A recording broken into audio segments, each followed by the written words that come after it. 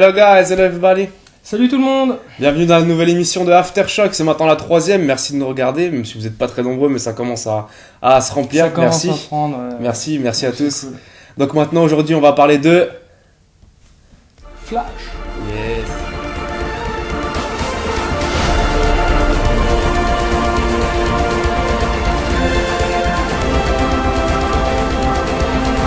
Alors, le personnage a été créé par Gardner Fox et Harry Lamper, et à sa première apparition dans les Comics Coon, il est quand même vieux le pépère, c'était en 1940, en janvier très exactement. Et il a été sous plusieurs noms, il a été sous Jay Garrick, sous Barry Allen, sous Ali West, et sous plein d'autres, encore Bart Allen, et même Snoof. Et même sous Snoof de Il y a eu Franc. plein de Flash, il a été en Turquie aussi, un Flash aussi. Ouais, c'est ça. Mais non, il y a eu des tonnes de Flash. Son histoire dans les comics c'est très compliqué, on va pas laisser s'étaler ici. Ouais. Et l'histoire des comics est surtout marquée par les voyages à remonter le Temporels, temps, ouais. les voyages temporels. Il y en a eu des tonnes et des tonnes. Flash est mort plusieurs fois, ressuscité plusieurs fois. Enfin voilà, ça a été très comment dire, compliqué. Et c'est un des grands champions de l'écurie DC. voilà, DC Comics. Alors pour ceux qui ne connaissent pas trop les comics, il y a deux grosses maisons d'édition qui se disputent la distribution des comics dans le monde, enfin aux États-Unis, mais après réputées mondialement. D'un côté, on a DC Comics, Detective Comics, c'est l'abréviation, et de l'autre, Marvel Comics. Ne pas confondre certains personnages. Donc chez DC, on a qui ? Anthony. Oh chez DC on a Batman, Superman, on a aussi Flash, Arrow, et encore, on va pas en citer 15 000, mais énormément. Et chez Marvel, Ouais, là, on les a tous vus, hein, les Avengers c'est ceux qui sont le plus, hein, les Hulk, les Thor, les les Iron X-Men, Man. les 4 Fantastiques, C'est ça, Spider-Man, et Captain Marvel. Et non. Marvel, vous connaissez ? On m'a appris il y avait pas si longtemps que c'était DC, donc moi je me perds un peu dans toute cette merde. Alors, dans Je toute comprends cette pas merde, trop. oui, parce qu'en fait, il y a deux Captain Marvel. Il y a celui qu'on appelle aussi Shazam chez DC, et le Captain Marvel, donc créé par Jim Starlin, qui est donc un personnage. Ils vont d'ailleurs l'adapter en film en 2019, je crois, D'accord. par Marvel. Il y a donc voilà, deux Captain Marvel, deux personnages très différents, mais qui portent le même nom. Vive les comics, vive la simplicité. Alors comme vous l'avez pu l'imaginer, à mon avis, on a fait Arrow, on était obligé de continuer sur Flash, logiquement. Ça va de soi, ils s'emboîtent les deux, hein, sans mauvais jeu de mots, ils s'emboîtent. Moi, chez les super-héros, ça y va donc. Flash, oui. Ouh, t'es rapide, hein.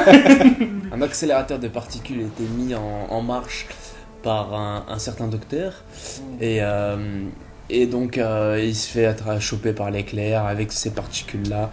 Donc après, il tombe dans un semi-coma qu'on voit aussi dans Arrow. Ils en parlent aussi un petit peu dans Arrow, comme quoi il est tombé dans le coma. Barry Allen va s'en sortir et va s'apercevoir qu'en fait son corps a changé, sa composition a changé. Et sa vitesse a changé. Et que voilà, il voit le monde désormais différemment, il vit le monde différemment. Est-ce que le temps s'accélère autour de lui ou est-ce que c'est lui qui accélère le temps ? Bref, il devient l'homme Le plus rapide du monde. Il sera aidé donc par le personnel d'un laboratoire donc, qui a causé malgré lui.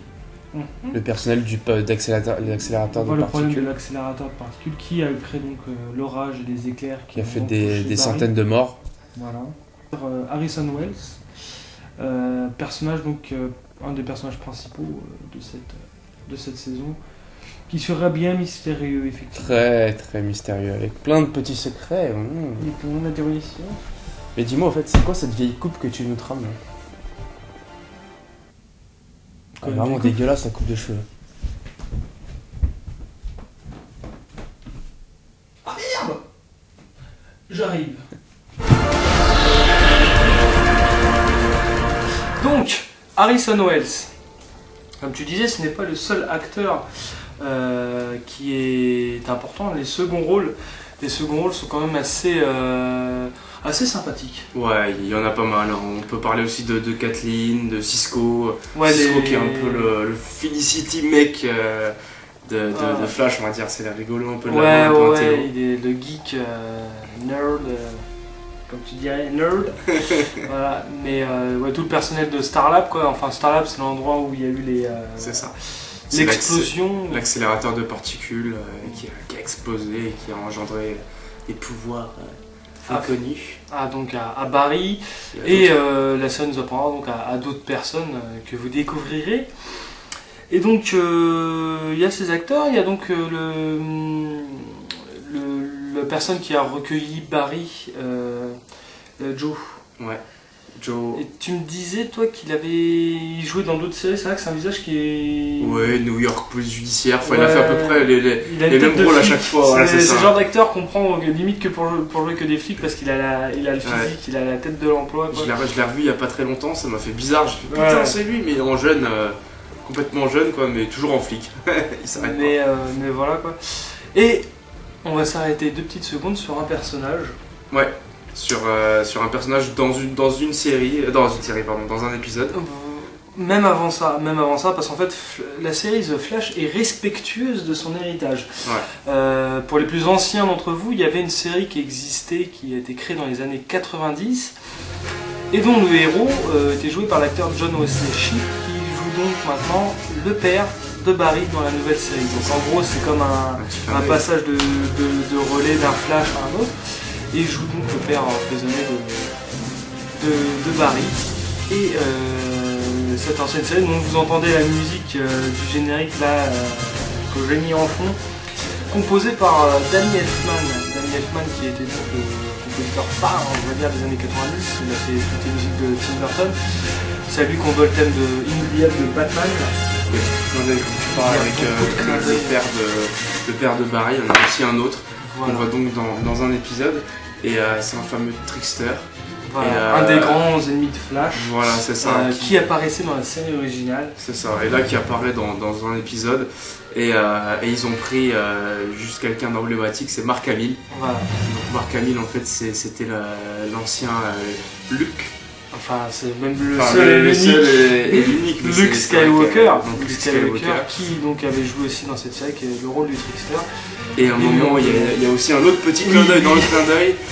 Il dit aussi qu'à un moment, dans l'épisode, il dit à un autre mec je suis ton père. Voilà, c'est tout con, mais le gros clin d'œil. Dans le clin d'œil, c'était assez sympa. Ça c'était super. Donc, Mark Hamill, d'ailleurs, peut-être que tu ne le savais pas, mais est très proche du monde des comics, puisque c'est lui qui double en version originale le Joker, donc dans le dessin animé, et dans les jeux récents Batman Arkham Asylum, Arkham City, tout ça, et dans les films d'animation qu'ils font sur Batman maintenant, le Joker est doublé par Mark Hamill. D'accord, donc il est dedans, quoi. Ouais, dès qu'il y a un personnage un peu fou et tout, c'est pour ça que le trickster ça lui va bien aussi, dans un sens. Mais donc voilà. Donc il y a aussi dans cette série, donc, outre l'histoire qui se suit d'épisode en épisode, des fois il y a donc des épisodes un peu de complément, et ils en ont fait un à la mi-saison qui était quand même plutôt pas mal. Ouais. Et c'est quand même une nouveauté.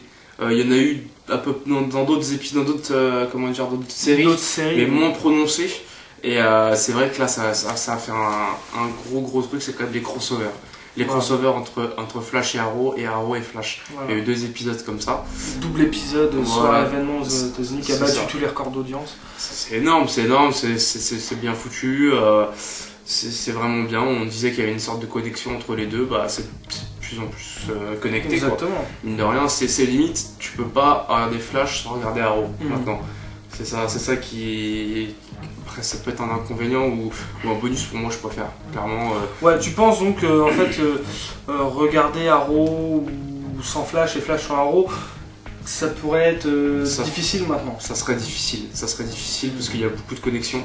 Et des fois, il y a des petits moments où ils disent lui ça va, il va bien, alors qu'en fait on suit pas Flash et en final que lui il va pas bien dans la saison de Flash.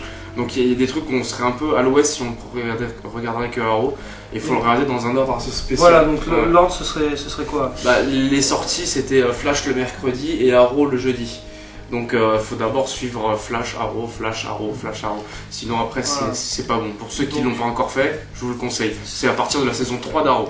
Voilà. Si vous n'avez vu aucune des 2 séries, et que vous avez envie de les découvrir, ou du moins que nos émissions vous donnent envie de les découvrir, regardez saison 1 et 2 de Arrow, et à partir de la saison 3, voilà, d'abord Flash, Arrow, épisode par épisode. Ça c'est vraiment si vous voulez être au carré de ouf dans vos têtes et sur les séries pour suivre correctement tout ça. Tant qu'à faire, parce qu'après s'ils font juste celle de Flash et après ils tombent dans le crossover, ils vont pas tout comprendre, voilà. Ils vont dire comment ça se fait. C'est vraiment pour saisir tous les tenants et les aboutissants. C'est ça.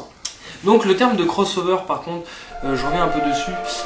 Crossover c'est c'est des choses auxquelles vous avez l'habitude, mais c'est des choses surtout qu'on voit dans les comics, des rencontres entre des personnages un peu exceptionnels, même carrément exceptionnels. Les X-Men contre Spider-Man, ou comme ça s'est déjà fait dans le monde des comics, DC Comics contre Marvel Comics, ou les Avengers contre la Justice League. Vous le voyez, ça existe au cinéma depuis les années 50-60. Au Japon, notamment dans les grands films de monstres, les kaiju, Heiga comme on dit là-bas, où c'était les Godzilla contre tous ses adversaires réunis dans un seul et même film. C'était un crossover. Maintenant, vous pouvez le découvrir avec ce qui fait un peu le succès de Marvel Studios maintenant. Iron Man a son film, Thor a son film, Captain America a son film. Et après, ils se regroupent. Et ils réunissent tout. Un gros crossover en fait. Il s'appelle Avenger. C'est ça. À la télé, ça c'est très peu vu. On peut pas dire que Smallville a fait des crossovers puisque les héros qui apparaissaient n'avaient pas de série propre. Voilà. On pouvait en découvrir plein. Ils accompagnaient la série. Quoi, voilà, autant Flash, Aquaman, Arrow, Cyborg.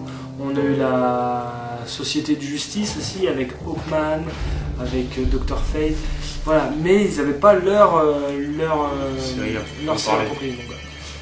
Juste une petite série, même deux séries qui se sont rencontrées dans les années 90 qui n'ont absolument aucun rapport avec Flash, Walker Texas Ranger et le flic de Shanghai. Lors d'un épisode, le flic de Shanghai était avec Walker et réciproquement. C'était pas mal. Années 90. Voilà. Du coup, Anthony, qu'attendre de cette saison 2 ? On a eu plusieurs... la saison 1, elle est quand même... C'est du lourd. On s'est dit à la fin de la saison, qu'est-ce qu'ils pourront faire dans la saison 2 on s'est regardé, on a dit ça, clairement. On a dit mais comment ils peuvent faire mieux. Après voilà, il y a eu quelques petits indices dans cette saison, concernant la saison 2 ou même plus tard. La direction que ça pourrait prendre, voilà. Pas de spoil, hein, vous pouvez continuer. Non, vous inquiétez pas. Mais c'est con que Flash meurt. Non, je déconne. C'était un piège. Mais du coup, c'est le mec. Ouais, donc en fait, dans la saison, on voit quelques petits moments. On voit un moment, une espèce de flashback où on sait même pas si c'est un flashback ou un retour en arrière. Où on voit Barry Allen en prison, à l'inverse de son père en fait. Voilà. Et on voit aussi une statue de lui. On voit une statue en or. Donc ça, on présume que ce soit le futur, que ce soit dans la saison 2 ou dans la saison 3 ou 4. On voit des personnes de la nouvelle série là, qui vont sortir, dont on a parlé dans Arrow, Legend of Tomorrow. Ouais, voilà, on les voit. Enfin voilà, ils ouvrent plein de pistes. Je pense que la saison 2 va partir dans plusieurs directions, mais vu comment déjà la saison 1 était maîtrisée. Et à mon avis, plusieurs directions temporelles. Voilà, d'une bonne qualité d'écriture et vraiment de très bonnes pistes explorées, refermées, des questions qui restent ouvertes. Je pense que la saison 2, si elle est vraiment maîtrisée de bout en bout, peut encore être un cran au-dessus. Je pense aussi. Voilà. En tout cas, moi, ça a été vraiment mon grand coup de cœur de cette année. Je pensais pas, je dis pas ça parce que je suis fan de Sparrow et j'ai plein de t-shirts de Geek dans mes placards. Mais vraiment, Flash a été pour moi the série. Et le final, je me suis levé, j'ai bondi, j'ai fait non, faut attendre. Et donc voilà, et ça faisait longtemps qu'une série ne m'avait pas fait ça. Surtout la qualité graphique aussi. Exactement. On en parle déjà avant, mais tu parles de finale et de qualité graphique impressionnante. Ouais, ça suit. Ah ouais, clairement. Les effets spéciaux suivent, la musique suit, le thème est là, enfin, c'est beau, c'est bien. C'est clair. Voilà, j'espère que ça vous aura donné envie de voir Flash. Nous en tout cas, ça a été vraiment notre gros coup de cœur. On va arrêter les super-héros là pour un petit moment, ouais, je pense. On va changer de registre. On va changer de registre. La prochaine émission sera consacrée à une série française qu'Anthony adore vraiment beaucoup, qui se déroule à Marseille avec plein de protagonistes. Et ouais, le prochain numéro c'est Plus belle la vie, les mecs. Ouais. Bon, allez, trêve de plaisanter. À plus. Bye.